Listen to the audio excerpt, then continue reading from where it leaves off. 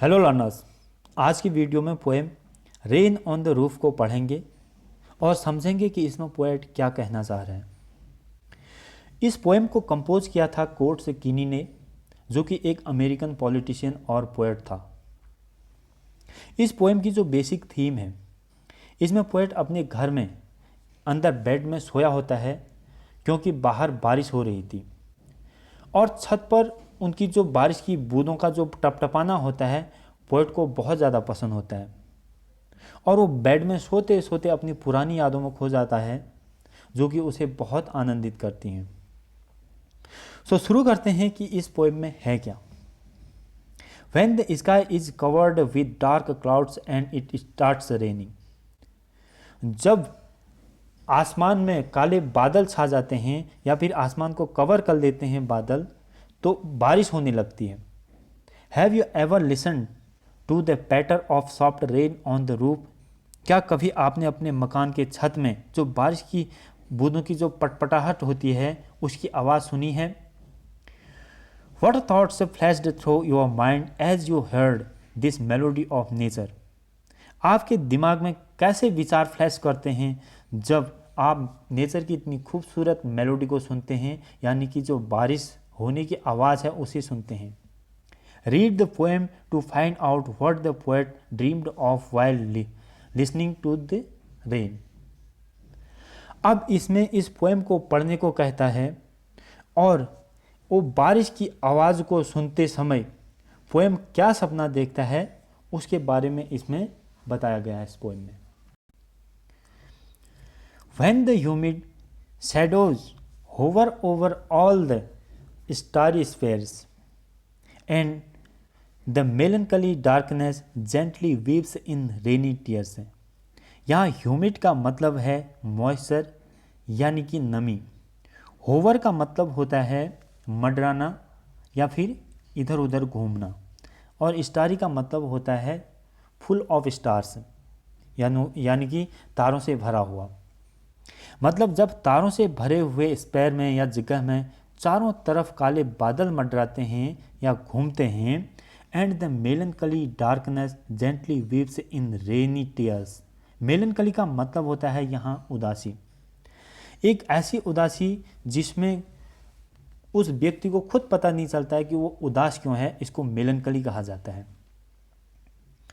और वो कहता है चारों तरफ डार्कनेस यानी कि अंधेरे में उदासी का माहौल होता है, और जब बारिश होती है तो ऐसा लगता है कि जैसे उदास अंधेरा और उसके आंसू बारिश की बूंदें बनकर नीचे गिर रही हैं।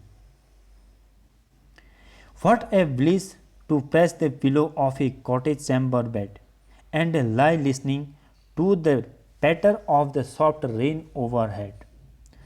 अब यहाँ पर ब्लिस का मतलब होता है खुशी, और कॉटेज का मतलब होता है एक छोटा सा घर, चैम्बर का मतलब होता है उसमें छोटा सा कमरा, और ओवरहेड का मतलब होता है यहाँ मकान की छत। यहाँ पर पोएट कहता है कि जब वह घर या कॉटेज के एक रूम में तकिए को प्रेस करने और जो बारिश की बूंदें घर की छत में टपक रही हैं उनकी आवाज़ को सुनने में उसे बहुत अच्छा लगता है। Every tinkle on the singles has an echo in the heart. यहाँ पर टिंकल का मतलब होता है जो बारिश की बूंदें होती हैं या फिर बारिश की आने वाली जो आवाज़ है, बारिश होती है तो उसकी जो आवाज़ होती है उससे इसका मतलब है। सिंगल का मतलब होता है मकान की छतें जो कि पत्थर की बनी होती हैं या फिर वुडन टाइल की बनी होती हैं। मतलब घर की जो पत्थर की छत है उसमें गिरने वाली हर एक बूंद की आवाज़ पोएट के दिल में मानो गूंजती है। And a thousand dreamy fancies into busy being start. यहाँ पर फैंसीज का मतलब होता है कल्पनाएं या इमेजिनेशन से। बिजी बीइंग का मतलब होता है यहाँ ह्यूमन बीइंग से, यहाँ इसका मतलब है कहने का मतलब है, और उसे बिजी होते हुए भी उसके मन में हजारों कल्पनाएं आती हैं। And a thousand recollections weave their air threads into woof. यहाँ पर रिकलेक्शंस का मतलब होता है अतीत की यादें, वीव का मतलब होता है बुनना, एयर थ्रेड्स का मतलब होता है हवाई धागे, वूफ का मतलब होता है wept.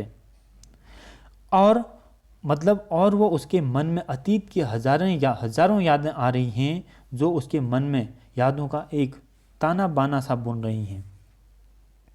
As I listen to the patter of the rain upon the roof, और ये सब तब हो रहा है जब वह अपने घर की छत पर बारिश की पटपटाहट की आवाज़ सुन रहा है। पैटर का मतलब होता है बारिश की जो पटपटाहट की आवाज़ आती है।